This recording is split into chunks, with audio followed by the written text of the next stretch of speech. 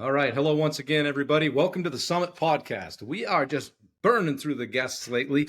I think I've done 9 or 10 of these in the last couple weeks.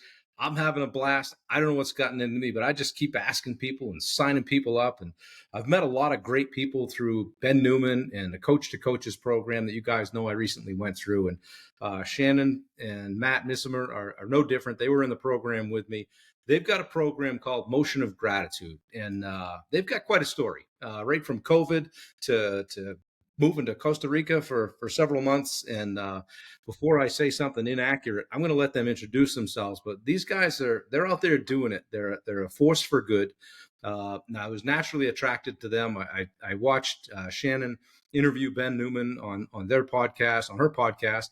We'll talk about that. So without further ado, I'll introduce you guys.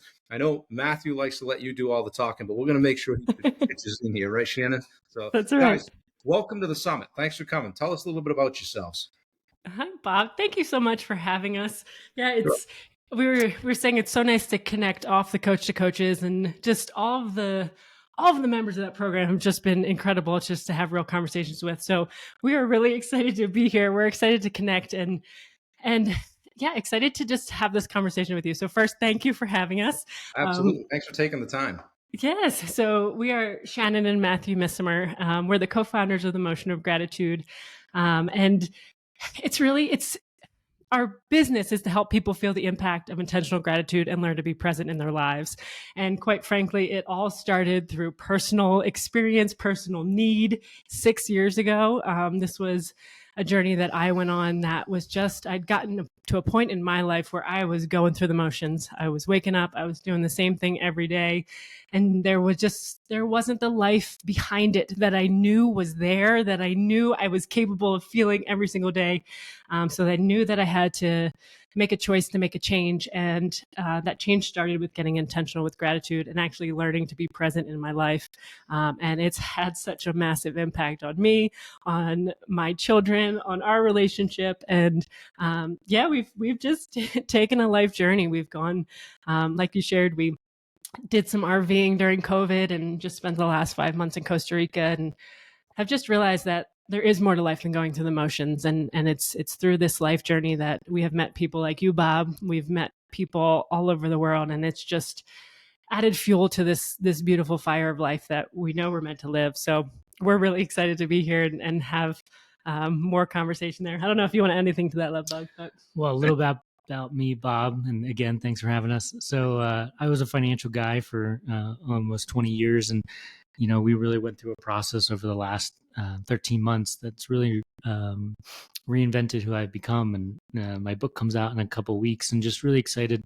And, Shannon is the original creative mindset of the Motion of Gratitude, and it's been beautiful to get on board with her over the last 13 months, and now doing it together hand in hand. We're having a ton of fun. Well, it's cool. It's a great story. I'm a little older than you guys, so I came to the personal development thing in my book a little bit late. But one of the things that I hear a lot of is gratitude, and get up in the morning and kind of connect, as Ben will say, connect with your burn. Write down some things that you're thankful for. Yes. Can you expand on the gratitude thing for me a little bit? I mean, emotion of gratitude. Okay, I get it. What are you doing with it? Yeah. So I know, for me personally, I was really good at saying I was grateful. Like I was that person who I always said thank you. I was good at the thank you notes. Like that was ingrained in me early in life, right? I understood that part of it. I think what I didn't understand was there is an underlying feeling attached to the word of gratitude that we can intentionally tap into without waiting for somebody to create those moments for us. So what had happened for me is I was knee deep in motherhood. We had a 2-year-old and an 8-month-old, and I think many parents can relate that phase in life. It can be intense, and our firstborn, we called her a trick baby because she made me feel like I could parent anything. I was like, I got this. This. And then our second daughter came along, and she just went through life differently, and we had a different way of relating and connecting. And it was hard. It was intense for me, she had acid reflux and just really wouldn't let anybody else comfort her, so it's a lot of, you're 24 hours a day you're on as a mother, and it takes a toll on your mental health. It takes a toll on how you see the world. And Matt would come home from work, and he was working so hard to provide for us as a family, and he'd come home and he'd be like, how was your day? And I'd be like, I'd share everything that was going wrong. Like I was like, this happened and this happened and this happened. Wrong question. Yeah. And, one day he came home and I dumped it all on him pretty good. And he just turns and looks at me. He's like, you could see he's like trying to brace for his words to come out in a nice way. But he's like, you got to be more grateful. I'm like, what do you mean? I'm like, what are you talking about? I am so grateful. Like, what are you talking about? And that stuck with me, like it was one of those things. I got through the anger of like, who is he to tell me I need to be more grateful, right? But that word kept sticking with me. It's like, why one, is that the word that he chose? And two, why am I sticking to this thought? And, after sitting with it for a little bit, it was like, he's right. Like even in this chaos, even in this intense phase of life, there's still so many good things that are happening that I'm missing, like we're in this house that we dreamed of. I have 2 healthy children, like we have community. There were so many things that were going right that I had lost sight of. So I realized I didn't want to change my external environment. I wanted to be home. I wanted to raise my kids. So I knew that couldn't shift. So it basically got to a point where it's like, I have to make a choice to do something differently. And gratitude felt like something that I could reach for in that moment. As a mother with little kids, it's like, okay, there's not always much that you can control. So it's like, in that, what do I feel like I can control? I can reach for every single morning, getting up intentionally, getting up a little bit earlier than I was because I wasn't doing that, saying, okay, this is me time. I'm going to get up. I'm going to write 5 things that I'm grateful for. And I'm going to start my day that way. And I think initially it was so hard. Like day 1, I'm like, I got nothing. You're like, nope, nothing's coming. We're done here. But it's like, no, you promise this is what you're going to do. So you're going to stick with it. And every day it just got a little bit easier. And then, a week or 2 into it, I was like, oh my, like I was joyful. I was laughing at things that were making me cry 2 weeks before. It was literally shifting my perspective of how I was viewing things. And, after a couple weeks, as I was feeling these changes, I was like, I got to look into the science of this and to see the scientific research that's been done, where you're actually taking yourself out of that fight or flight part of your brain and you're bringing it up into your prefrontal cortex, and you're literally shifting the area of your brain that you're operating out of. So you're now in your prefrontal cortex, which is the area where your empathy and, processing of situations. And it's shifted the way that I was showing up every single day in my life. And it was like, why is nobody jogging about this? Like, why is this not being like the first thing that we are supporting people with, as something that they can reach for in these moments when life feels intense? Why can't we reach for this step or give somebody that step? So that's what gratitude became. It became not something that, I felt like I had to do. It became a tool that I reached for every single day, that 6 years later, it's still my go-to every single day. That's cool. You're clearly passionate about it. Because at first glance, I'm like, oh yeah, we're all thankful, right? Yes. Right? Well, maybe not. Look at us. We'll get into this in a little bit because I watched your video from Costa Rica, and when you guys talked about what it's like to get food and what it was like to be in an area where not everything just falls out of the sky. But your point, you mentioned Amazon and all that. But my daughter lives in Dallas. If she orders something from Amazon at 8 a.m., it's at her door at 11. Yes. Anything. So it's awfully easy to get entitled, for lack of a better word. But I always say, hey, if somebody says to me, how you doing? And I'm having a problem, I'm like, hey, I'm on the right side of the grass, right? Yes. Like everything else from there is a bonus, right? If you think about it, right? I'm on the right side of the grass. I'm okay today. I'm still here, still in the fight, Yes. So, well, Matthew, so you had your financial practice, okay? And so you've stepped out of that and into this. How did that transition go, both from a standpoint of, hey, I'm not driving up the driveway anymore going, hey, good luck. Good luck with what's now 3 kids, right? Uh, Yes. Yeah. and but now you're diving into this effort with her that was originally her thing, and now it's yours. How does Ours. that? Yeah. So, for me, what happened, I'd say COVID sped it up. Yeah, Like I really had a different life prior to COVID. I would get in my car every morning. I would go to the gym. I would work out with my team. Then I would go to the office, and then I would go see people where they would come see me. yeah, And I loved it. Part of the joy of being a financial planner for me was being in people's homes or visiting them at their businesses. And when that got taken away, and then I just spent my whole day on computer screens, it rocked me. It mm, wasn't healthy for me, and I had really lost the drive to keep doing it on a day-to-day basis. Now we were fortunate, we got in the RV during COVID, and my feeling was if I'm going to be in a computer all day long, I might as well change my external environment each day so that I maintain a level of sanity instead of waking up and working in my bedroom. And, that yeah, just didn't work. So, we bought the first RV in July of 2020, and we left. We left the East Coast at the time. We were living outside Philadelphia, and we just went on a journey, and we really got to see the country firsthand for what was going on. And that really opened up Pandora's box.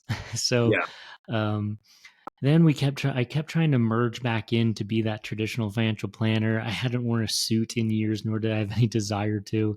It was almost like a version of myself was just left behind. wow, And there was so many things that we were doing as a family by going through the motion of gratitude on a daily basis that I just couldn't put that back in a box. mm, I found myself unplugging from my passion driven desires to plug into the financial planning world, which was no longer, it wasn't good for me. And I knew it wasn't going to be good for clients long term, because if I wasn't passionate, they weren't going to receive the passion, and therefore they weren't going to get the absolute best service that they deserve. So it's been a process. It's taken 13 months, and I'm still connected to my clients. I still love talking to them. You can't put 18 years of relationships right, in a box. So yeah, I love still being the relationship guy, but I just don't look at the screens anymore. I don't look at asset allocations. Um, and my passion now is to help people to feel the impact of having intentional gratitude practice. And for me, I've been blessed to, I worked at a big company, and they would pour resources into us. So when Shannon was going through this motherhood journey pretty much in isolation, because I would work 12 hours a day, right, um, I had people pouring into me all day long and supporting me and encouraging me to keep going. And then I would come home and my tank was empty. yeah, That's not cool. right, So as we went through COVID, it was just, I really wanted to live, love, and parent consciously and do it together versus this divide and conquer mentality. And the only way I saw a way to do that and to live a happy life was to engage fully into the motion of gratitude and not divide and conquer as a family while I do it. right. Shannon, what did it feel like pulling out of Philly, hauling being in an RV and literally peace out? How'd that feel? It was a freedom that I hadn't experienced, like that. It was the first time that we did not have to be in a physical location, like ever in our entire life. Like if you think about from grade school to high school to college to work, it was literally the first Right, time where it's like you can be anywhere. So there was this freedom in it, and seeing, for us, experiencing different parts of the country during that time was just so interesting too. You got to see how people were living in all different ways, and yeah, it was just an opportunity to to step into, yeah, a chapter that felt like there was so much uncertainty, and just be a family and be in our own bubble. We just brought our house with us where we were going, so it was really nice. how have the kids fared in that process? And I'm sure they've thrived, but it must be interesting to watch. Yeah, Bob, it's been so eye-opening. So for me, I was of the belief that I knew exactly what school was going to look like for my kids. Like I grew up, I went to Catholic school, went to Catholic high school, went to college, and there was such this, like, that's how we're going to do things, that's the path. And, through the last couple of years, I've witnessed my children learn through hands-on experience that was so eye-opening that became very difficult to shift back to that very traditional style of education. So for us, we're taking more of a world schooling approach to school. Our oldest is 8, so it was kind of the same belief. It's like, there's a feeling that we need to explore this, and if we don't do it now, when would we do it? So. We've had the opportunity to world school and homeschool and kind of allow our kids to experience different cultures. Being down in Costa Rica, they went to a school where 2 of their teachers only spoke Spanish. So the way that they were able to learn Spanish is something that I never learned in a book from the 14 years that I was taught Spanish. So I think it's our children are growing up in such a different world.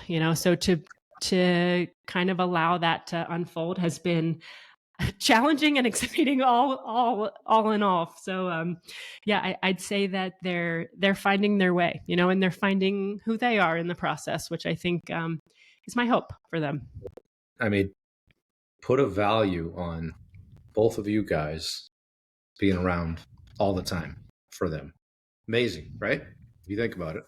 Because we grew up the same way. I mean, Dad went to work. In fact, I'm one of 3 boys. My mom went to work too, and they both worked 40 plus hours. And we did baseball and basketball, all the things, and it was just a lot of hustle, bustle, and next thing you know, you're in high school and going down the road. But well, that's cool. I mean, you guys you're doing something different. Okay, it's outside the norm. Then you decided to amp it up a little bit and go to Costa Rica. Tell me about the decision to do that. What prompted that, and the process of just literally uprooting and going there? You want me to? Yeah. You want me to take that one? Yeah, I'll do that one. So Costa Rica, that journey started, and this whole journey is actually in the book that's coming out on April 27th. But I had gone on a retreat in February last year, and it just changed the entire trajectory of my life. So, and that happened to be in Costa Rica. So we came back to the U.S., or I came back to the U.S. We were actually wintering in Florida in the RV, and we came back here to Utah, and I needed to get away, and we went to Costa Rica for the month of November April. I mean. So this time last year we were in Costa Rica for April. So, and it was the first time I had gone away and really focused on being a dad and a husband. And actually the week before we left, I wasn't allowed to bring my laptop. So I wasn't allowed to work, which was a beautiful thing. So Costa Rica was a place that just became a place of beauty, safety, reinvention of self. For me, and then I pulled Shannon into that one. So, and then instead of getting back in the RV to go, because we live in Utah, but I don't like winter. And you mentioned yesterday. Yeah, getting hit with it up there. And it's really challenging for me to homeschool the kids in the winter. So I just feel like we get trapped into our home, and there's just not enough to do. And so that's where the RV was beautiful to go to Florida. And then this year we decided, maybe we need a break from the RV. So we decided to go to this town in Costa Rica that we just had fallen in love with.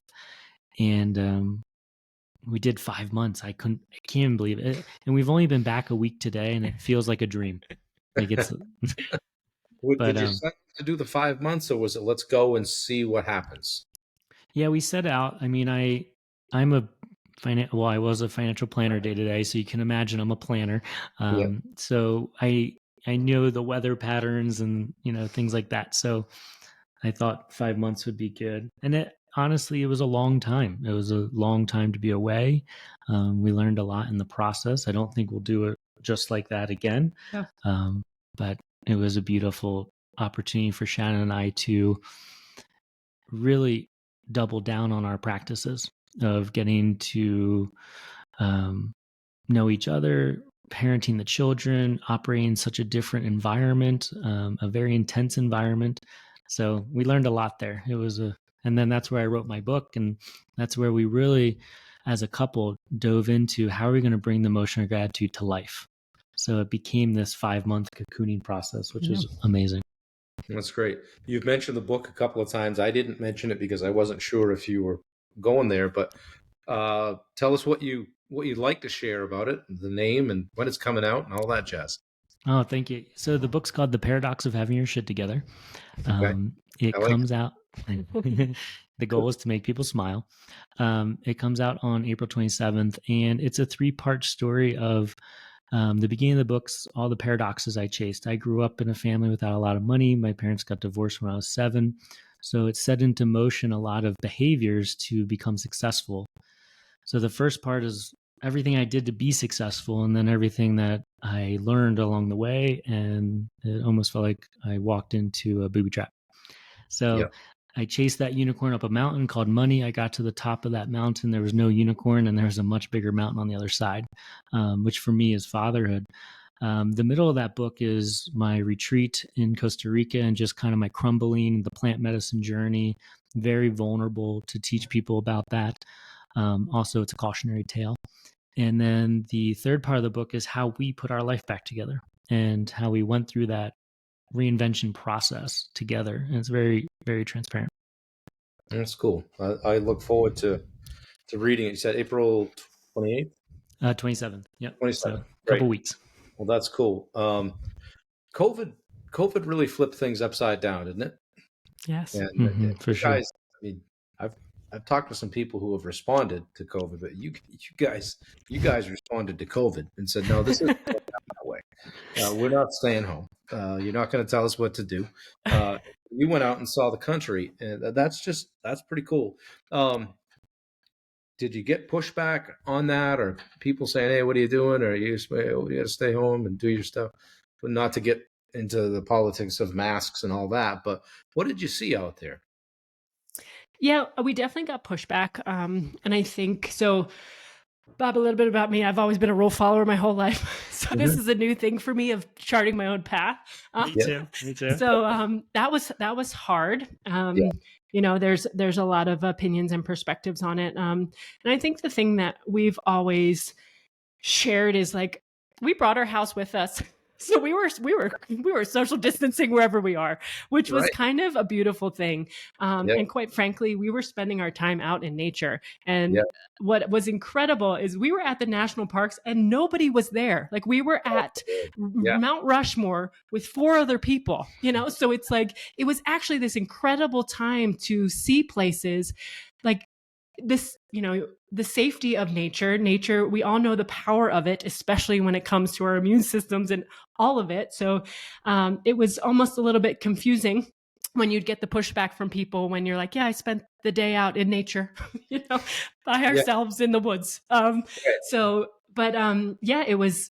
It was incredible, that side of it. And I think what was also interesting too, again, not to get into any political thought process, but depending on where you were in the country, there was a very different handling of everything. And that was very eye-opening. You know, you'd go from one state, you'd cross the border to the next, and it was like, you're like, what, where are we? What's the rule here? You know, you'd have to kind of ask like, okay, what are your rules here? Because it was actually eye-opening. It was very different depending on where you were. That's crazy. I know. And with it, you know, what is it? I guess 4+ years in our rearview mirror now. And I think back to, my daughter was staying here with me at the time before she went out to Texas. I said, listen, we're going to be in this building for the next 5-6 weeks. So, you know, we sat down, we started working out every day. We're doing this, we're doing that, but we just got locked down. Yep. I wish I'd done what you did, but it changed. It changed everything, and I'm moving into the coaching space, and if I have this thing in front of me with me, this laptop, I'm gone, baby. Like I don't need to be in any one spot, so I plan to move around. And it's April. What was it? 4th yesterday, I guess it was, and here we are with 17, 18 inches of snow outside. I'm like, come on, man. Yes. Like, yes. You know. Yes. And that's where, like, for me, perspective in motion is, there's the motion of gratitude. That's the company. But one of my philosophies has always been perspective in motion. It's also easier to parent in motion. So for me, just that ability to untether and be out into the world. And we did get a lot of pushback. I got pushback from clients. I got pushback from company. I got pushback from friends. And it was really neat to be in this big RV, right? We had tons of food. We had everything we needed. Right. And it was like we got to be a part of a social experiment in an interesting way. And people would watch the news and say one thing, but it's like, oh, well, we're actually there, and it's the other thing. And it was just amazing to see that contrast. So, but yeah, COVID changed everything for all of us, for sure. Talking about motion, I wrote this down. I read it in your bio. There's more to life than going through the motions. Is one of the things that you said in your bio that was one of your taglines, and truly, you're living that. Yeah, it's just, that's just been something that stuck with me, because that's how I felt. It was like, I am literally, there's nothing behind that motion, and I think, it's funny how it started just this like internal feeling, and then it converted into this motion of living and experiencing life in a different way. And to what you were saying earlier, Bob, I think that with COVID, it was, I think this is the first time in history that we have this ability that to, like you said, take these computers and go and experience life. And one of the biggest takeaways that I've had that I think has changed me more than anything is the connections that we've made with people through travel. The connection to humans from all over the world, all different parts of the country.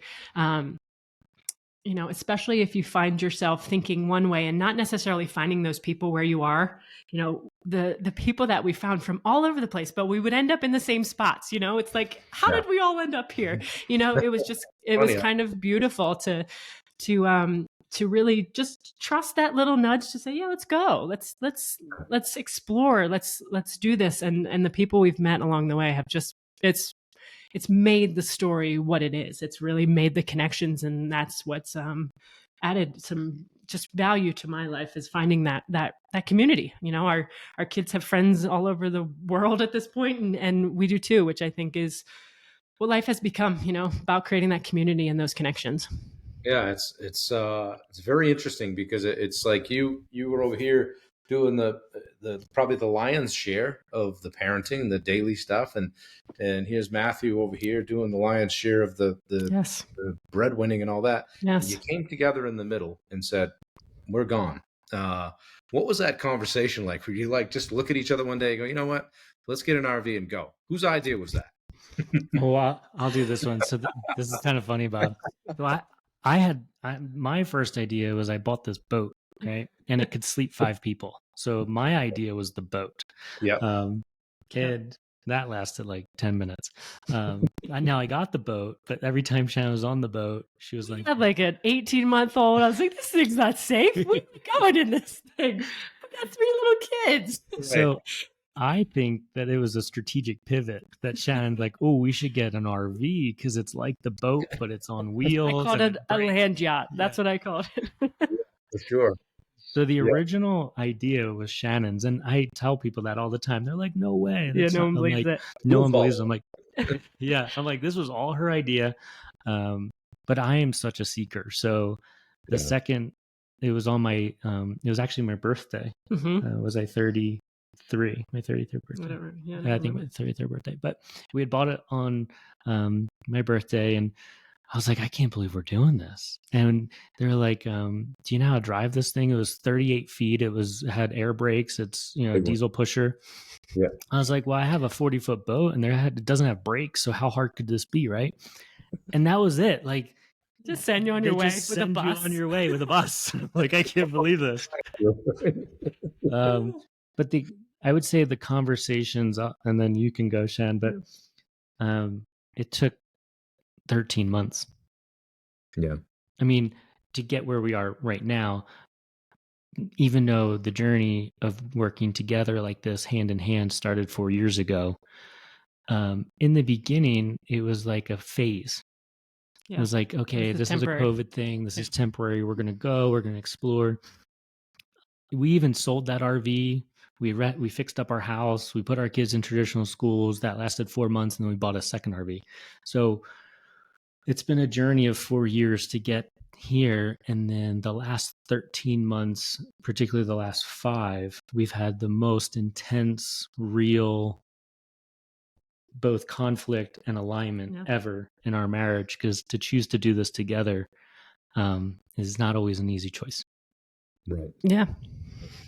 That's amazing. Tell me more about the mechanics or the genetic makeup of motion of gratitude. What are you doing? Are you working with people? Do you have clients? Do you have a group?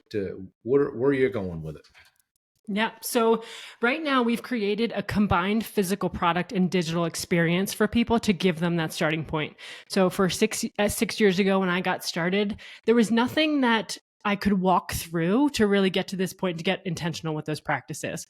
So we built out an app where we house a 28-day gratitude initiative to really help somebody if they're like, okay, I know that this is important to me, but I don't know where to start. So through those 28 days, we help guide them to get intentional with gratitude and to actually learn to be present in their life, because the grateful moments happen in the present. So if we can't really get present in those moments, it's very difficult to find things to be grateful for. So throughout those 28 days, it's really building those intentional practices and supporting people on that more of a personal journey. So that's really where it started. Me personally, obviously I have a heart and a soft spot for the caregivers in the world, because that's where I was at that point. So that's a lot of where my direction and my focus is. And I think the beauty of where we've been expanding now and where Matt has really taken over in his role in the business is bringing this into more school settings and corporate settings. So my direction again was more individual, more supporting the caregivers, and then Matt in the last couple months has really started to bring that into like, now you have all these businesses that have they're really focused on well-being. Physical well-being has been important in corporations for a long time, but the mental well-being of corporate world is a little bit off kilter at the moment. Burnout is the highest it's ever been, and quite frankly, in the school setting too. Teachers are actually the most burnout profession in the US right now, which is crazy. So we're really working to support and work in those organizations to say, okay, how can we help bring these practices to, in the school setting, it's the teachers, because if the teachers can feel supported, then they can support their students. And then in the corporate setting, you can talk more about that if you like to do that. But yeah, really diving into those areas as well. Nice. Yeah, where I'm excited is in the corporate environment. So to have the first corporate gratitude initiative. And right now, diversity and inclusion initiatives are a very big part of the corporate makeup. This is required. And we need to really evolve in this space. But a lot of these companies are just creating trigger moments for all their employees. And there's more conversations around what we don't agree on than what we agree on. Yeah. And that's really distracting from the corporate mission. So if we could all implement a daily gratitude practice that is intentional, then we will be more grateful for our colleagues. We will be more grateful for the executive team, and we will be more grateful for the customers.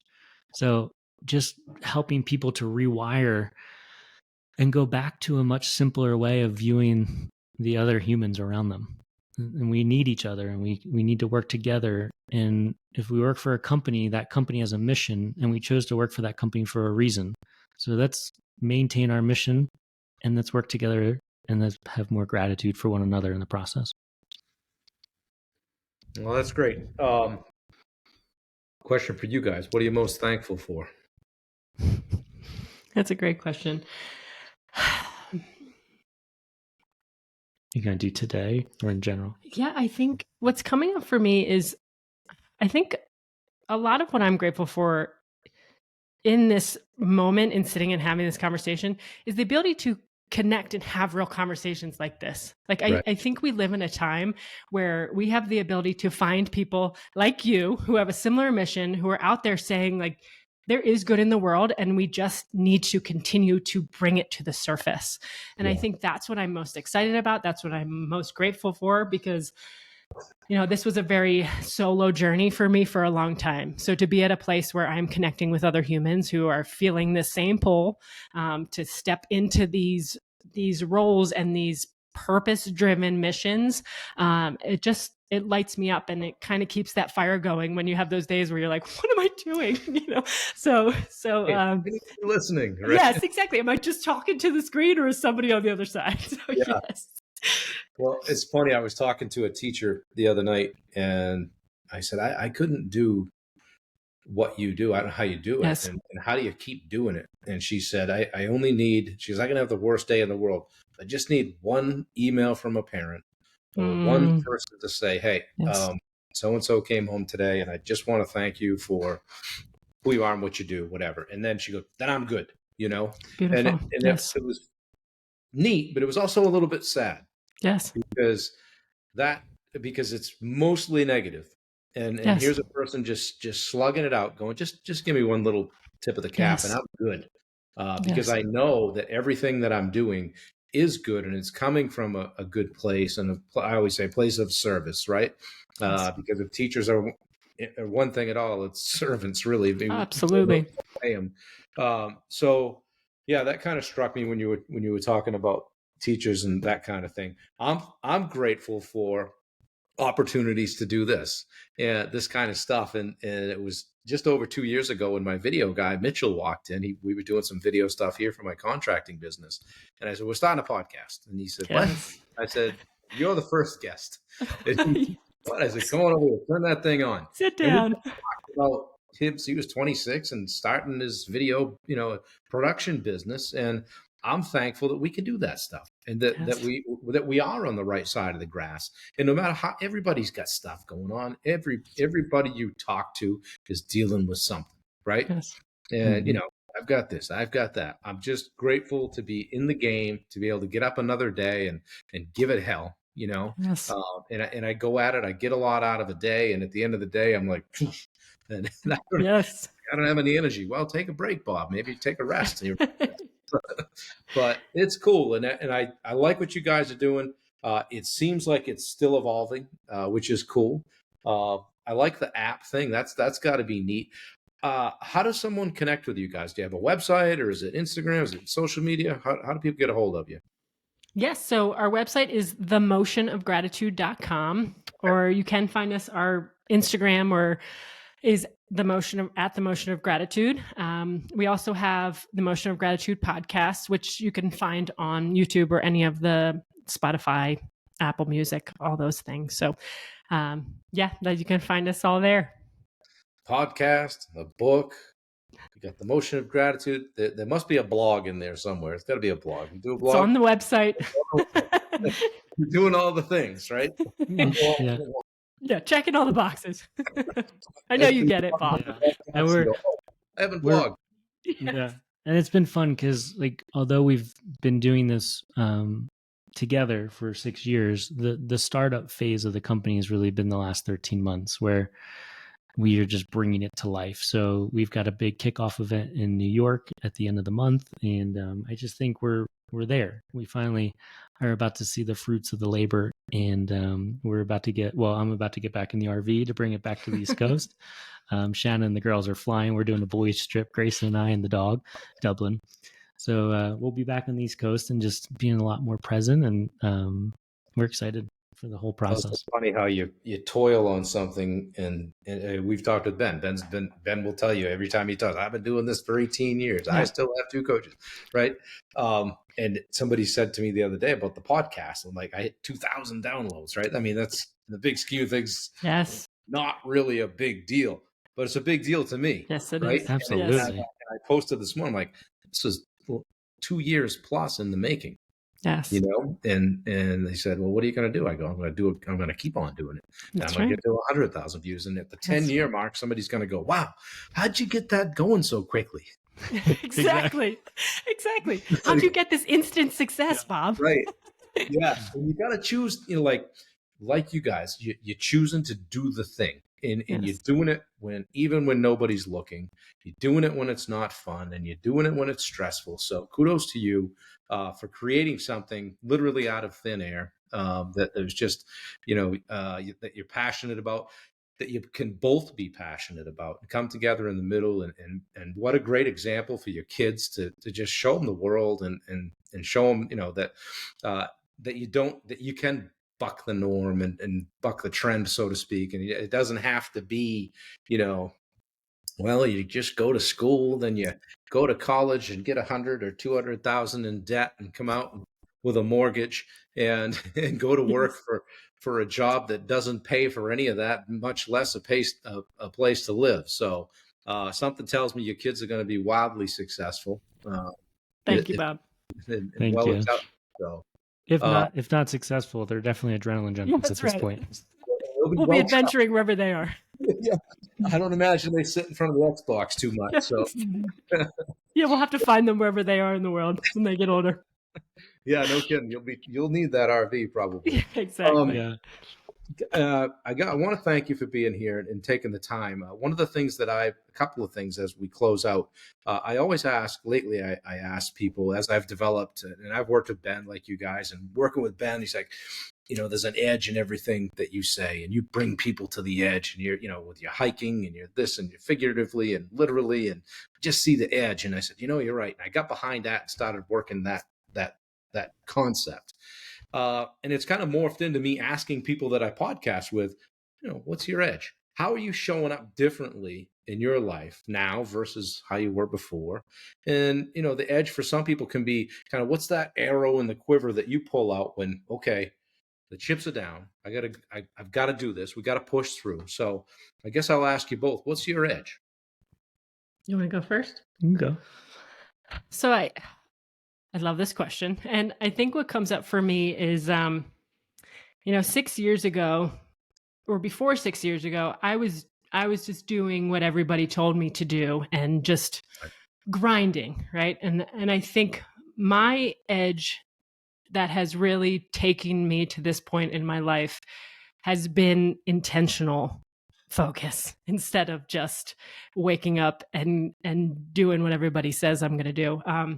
Everything I do now, I do it with intention. And the choices that I make are intentional. And I think that edge, people can't take that away from you. And then when you make the choices that you make and you know that they're made with intention and it's a conscious choice, there's so much more power behind that choice and conviction in the process and the direction that you're going. And I think that's been the edge for me that has just shifted the trajectory of the direction that I feel like I've gone in the last 6 years. Isn't it funny how in that process, you probably learned how to say no Yes. to a lot of things so that you could say yes to other things, right? Yes.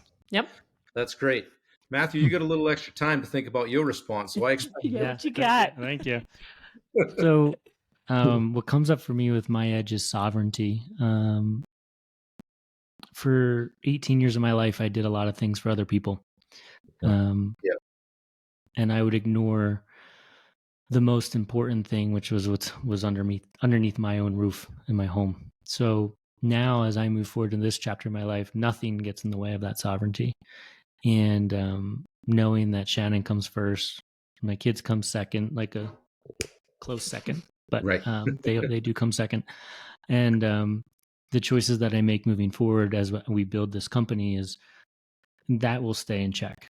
And that wasn't always my truth. So I really like that I went through a journey to get to that awareness and the confidence and conviction to maintain it. And then as I like coaching people as well and sharing the vulnerable side of my book is the goal of going through the journey is to have abundance and have beautiful relationships. So if we can't figure that out and we just make a lot of money or sacrifice our souls to do certain things, then it wasn't worth it. So that's cool. Great answer. I appreciate it. And whether you guys think, whether you agree with me or not, you're doing this at a fairly young age. Okay. So you're still young. I know, Shannon, you just hit 36, right? And you said, I watched your things like, this is 36. I'm like, That's right. It's my birthday. Kids. Well, happy birthday to you. Thank you. I'll ask you this as we wrap up. You got a bunch of people that'll see this, and you can share it out to people. What do you want people to know? Another great question. I think as somebody who felt like there was only one way to live life for so long, I think I want people to know that there is more than one way to live. And if you do get intentional and if you listen more to your intuition and you focus more on what you want in your life and get intentional with it, there's so much beauty in life. And there's just so much more there that you can tap into. So if somebody's listening and feels like they're going through the motions in their life, get intentional, get quiet, listen to your own voice and say, what do I want? What do I want with this life? And I think that's really what I hope, is that people start to trust their own voice, start to trust that guidance inside of themselves, and to take risks and go for it. Like that's what this life is here for. Take the risk, make it happen, do it for you. Yeah, I'll tell you what, it's been fun to chat with you guys. And that just for that one thing you said right there, just take the risk and go for it. Yes. And I would want people to, as I think about that question, people want to have the real conversation right now. Yeah. Vulnerability is a really cool currency right now that should be embraced.